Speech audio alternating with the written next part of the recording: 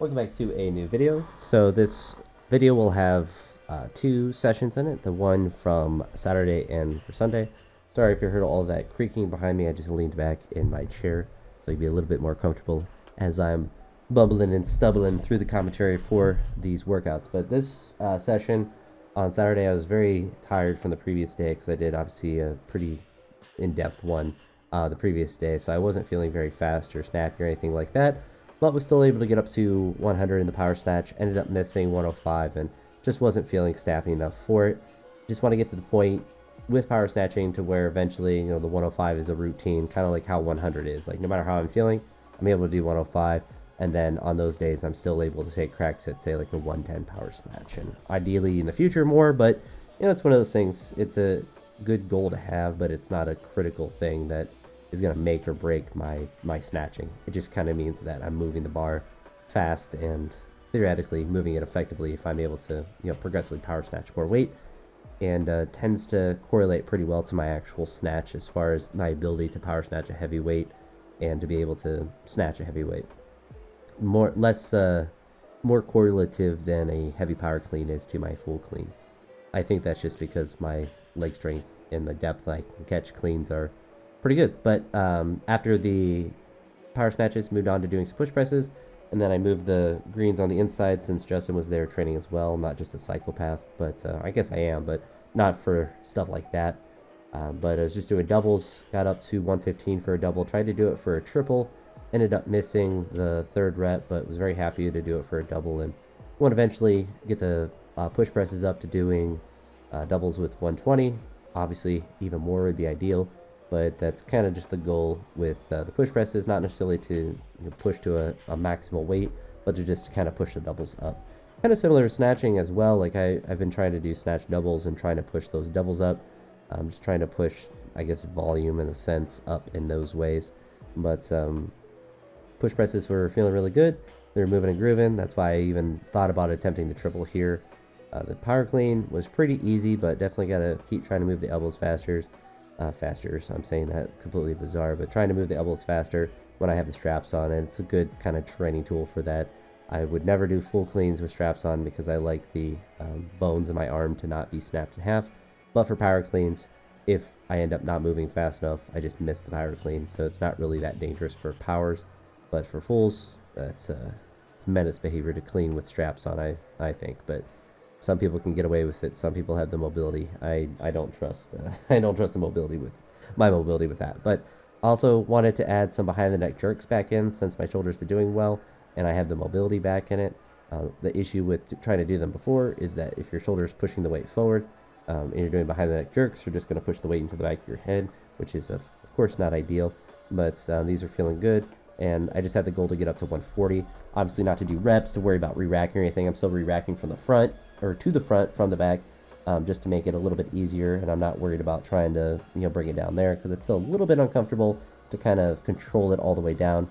But this 140, I felt it brush the back of my head a little bit on the hair, so definitely got to be aware of that, and probably won't push above 140 until I'm feeling really comfortable with that. But definitely happy to get that 140.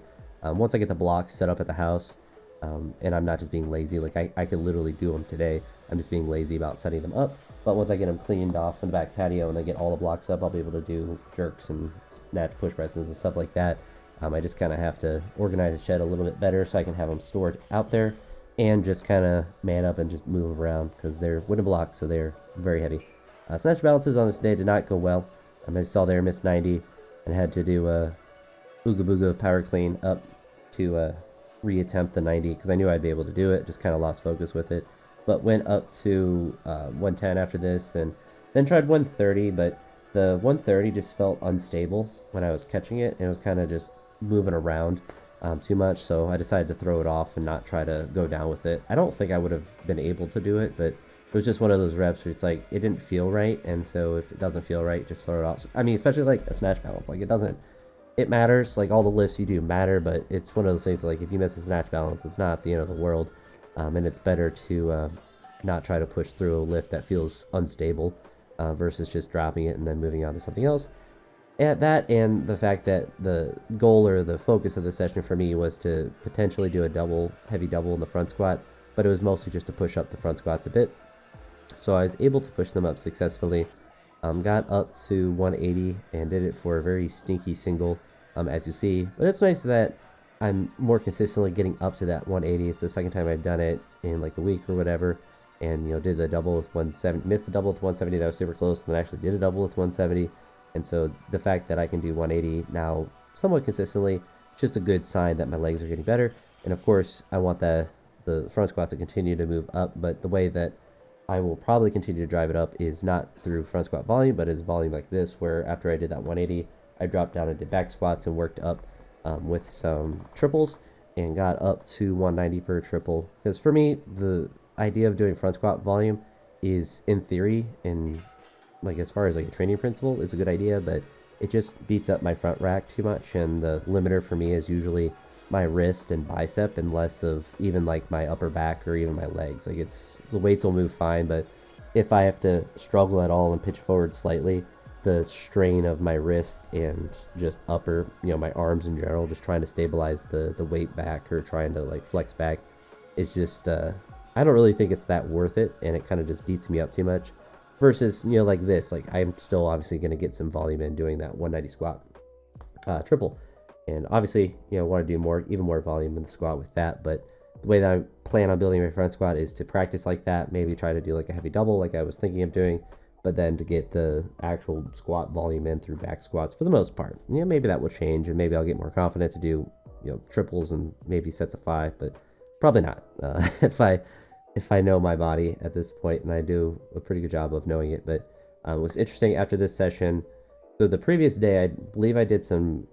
I actually don't think I did anything after I did that behind the neck jerk. I think I just left. But I think the previous day I did some tricep extensions. But at the end of this previous one, after that back squat, I actually did some walking lunges, which were really uncomfortable on my knees, but not so much like the structure hurt. It was just really sore. And I think that if I'm able to do them consistently, that they'll just become more comfortable. It's one of those movements like Bulgarian split squats to where I always stray away from them because they're just really uncomfortable to do.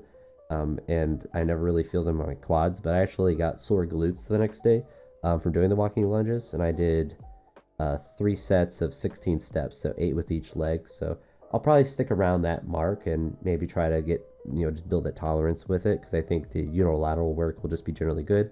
Plus, like, I don't ever do any like specific glute stuff or really get sore glutes in general. My quads will get more sore than my glutes ever will. Same with kind of like hamstrings. That's why I was kind of throwing RDLs.